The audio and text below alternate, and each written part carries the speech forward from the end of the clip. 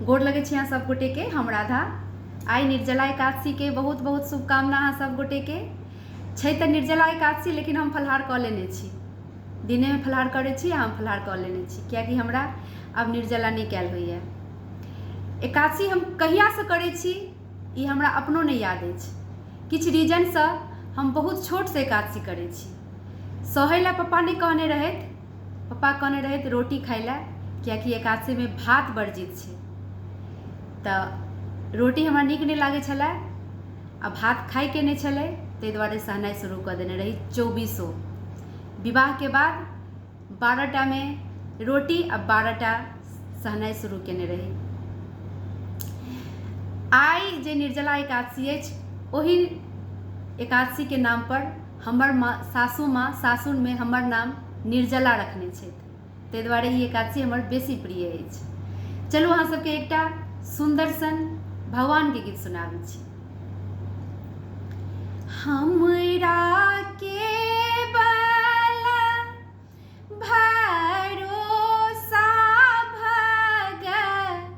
भगवान के, करुणा निधान के नाम।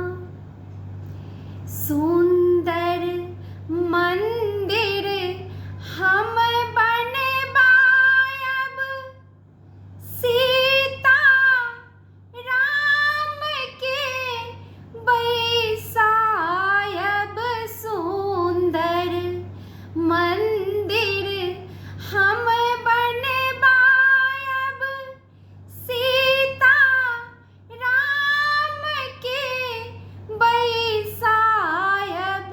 चरण छूबत देखब वीर हनुमान के, करुणा निधान के नाम।